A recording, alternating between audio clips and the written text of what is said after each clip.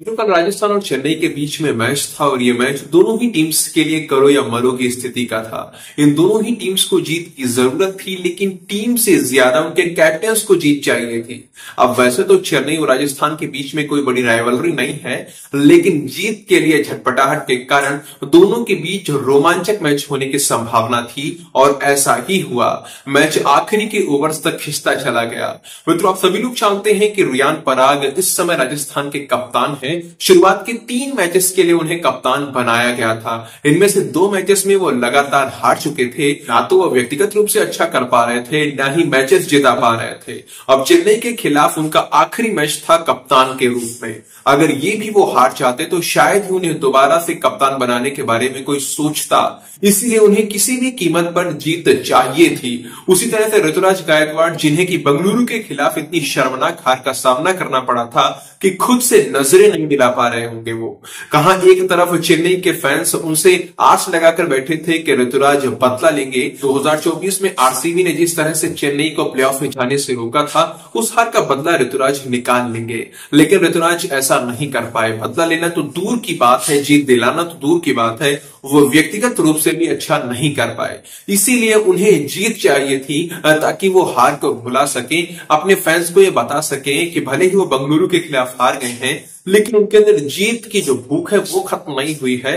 वो आगे मैचेस लगातार जीत रहे हैं। इसीलिए इन दोनों ही टीम्स को कहीं ना कहीं जीत चाहिए थी, इनके कैप्टन्स को जीत चाहिए थी। अब रियान ऋतुराज के बीच में करो मरो की स्थिति वाला जो मैच था, इसमें रियान ने बाजी मार ली है। वो अपनी जीत हासिल कर चुके हैं। हालांकि कल चेन्नई ने फिर से टॉस जीत लिया था और लगा था शायद ये लोग मैच भी जीतेंगे। एक बार फिर से ऋतुराज ने गलती कर दी। उन्होंने टॉस जीतकर गेंदबाजी का चुनाव कर लिया और ये निर्णय उन पर भारी पड़ गया। जिस तरह से बेंगलुरु वालों ने पहले बल्लेबाजी करते हुए 196 रनों का भारी भरकम स्कोर बना दिया था, कुछ इसी तरह से राजस्थान वालों ने 182 रन बना दिए। अब इन रनों में यशस्वी जायसवाल और संजू सैमसन जैसे खिलाड़ियों का कोई योगदान नहीं है। और रियान का थोड़ा सा योगदान है। उन्होंने 37 रन बनाए थे, लेकिन बहुत ही धीमा खेल दिखाते हुए 132 के स्ट्राइक रेट के साथ में रन बनाए थे।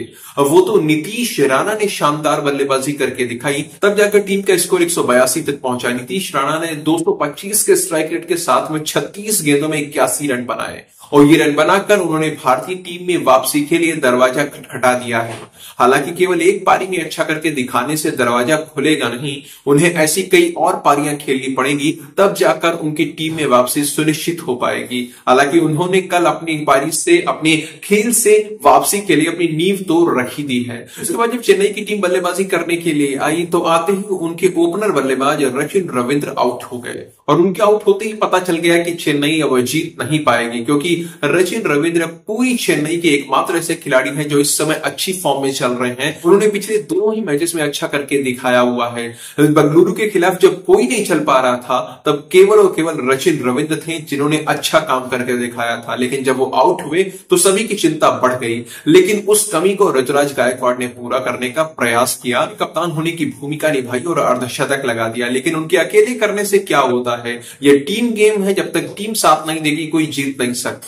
टीम में कोई भी उनका साथ देने वाला दिखाई ही नहीं दिया। राहुल त्रिपाठी से लेकर शिवम दुबे तक ये सभी लोग ऐसा लग रहा था जैसे मौज मस्ती के मूड में खेल रहे हैं। और ये केवल कल की बात नहीं है, बल्कि पिछले तीनों ही मैचेस से लगातार ये लोग ऐसे ही खेल रहे हैं जैसे इन्हें कोई फर्क नहीं पड़ता है। ये लगातार कल इनकी तीसरी पारी थी, लेकिन ये लोग कुछ नहीं कर पाए। रविंद्र जडेजा ने लड़ने का प्रयास जरूर किया, 22 में 32 बनाए, लेकिन ये भी काम नहीं आ पाए। और पिछले मैच में जो धोनी की आलोचना हुई थी, क्योंकि वो बहुत नीचे खेल दिखाने के लिए आए थे, इसीलिए उन्होंने इस बार आलोचनाओं से बचने के लिए थोड़ा सा ऊपर आने का प्रयास किया। वो 9वें नंबर पर नहीं बल्कि 7वें नंबर पर खेल दिखाने के लिए आए और ये ठीक था। 7वें नंबर पर आना सही था। अगर आप 9वें नंबर पर आ रहे हैं तो आप टीम में कोई योगदान नहीं कर रहे हैं। लोग समझ नहीं पा रहे थे कि आखिर बेंगलुरु के खिलाफ धोनी 9वें नंबर पर क्यों आ रहे हैं। क्या उनसे अच्छा जडेजा खेलकर दिखा सकते हैं? क्या उनसे अच्छा रविचंद्रन अश्विन खेल सकते हैं? इसीलिए इस बार धोनी पहले आए, अश्विन बाद में आए, लेकिन वो ज्यादा कुछ कर नहीं पाए। 11 में 16 बनाए और आउट हो गए। कल चेन्नई की टीम इतना धीमे खेल रही थी कि उनके हाथ में विकेट्स रह गए और गेंदें पूरी हो गई, इसीलिए मात्र 6 रनों से वो हार गए। लेकिन मैच रोमांचक रहा था, आखिरी तक गया था। वैसे चेन्नई का एक इतिहास बन चुका है, पिछले 6 सालों में जब भी चेन्नई की टीम ने चेस किया है, 180 रनों को चेस किया है या 180 प्लस के आंकड़े को चेस किया है, वो हार गए हैं। अब तक लगातार वो 9 मैच हार चुके हैं वो चेस करते हुए। इसीलिए मुझे समझ नहीं आता है कि ऋतुराज गायकवाड़ टॉस जीतने के बाद में पहले गेंदबाजी का चुनाव क्यों करते हैं। उन्हें अपनी गेंदबाजी पर कुछ अत्यधिक विश्वास है या फिर कह सकते हो ओवर कॉन्फिडेंस है, और यही ओवर कॉन्फिडेंस उन्हें ले डूबता है। अगर वो बेंगलुरु के खिलाफ टॉस जीते थे तो अगर पहले बल्लेबाजी चुनते तो शायद जीत जाते, और यही वो राजस्थान के खिलाफ भी कर सकते थे। जो होना था वो तो हो चुका है। जहां एक एक जीत बहुत महत्वपूर्ण होती है, वहां पर चेन्नई वाले मात्र 6 रनों से हार गए, और ये 6 रनों से हार बताती है कि चेन्नई की टीम इस बार आईपीएल ट्रॉफी उठाने के लिए सीरियस नहीं लग रही है। नहीं तो जिस टीम में धोनी जैसे धुरंधर भरे हों, वो 6 रनों से मैच हार जाए, ये अपने आप में बड़ी हास्यास्पद बात है। बाकी कल का दिन रियान के नाम रहा। उन्होंने अपनी कप्तानी में आखिरी मैच में जीत हासिल कर ली, और वो भी चेन्नई जैसी बड़ी टीम के खिलाफ। बाकी 2 मैचेस में भले ही राजस्थान को उनकी कप्तानी में हार मिली हो, उनके कैरियर पर थोड़ा सा धब्बा लगा हो, लेकिन लास्ट में मिली जीत ने सब कुछ उलट दिया, उन्हें बहुत सुकून दे दिया, उनके प्रशंसकों को खुशी से झूमने का मौका दे दिया। हालांकि उनका व्यक्तिगत स्कोर अभी भी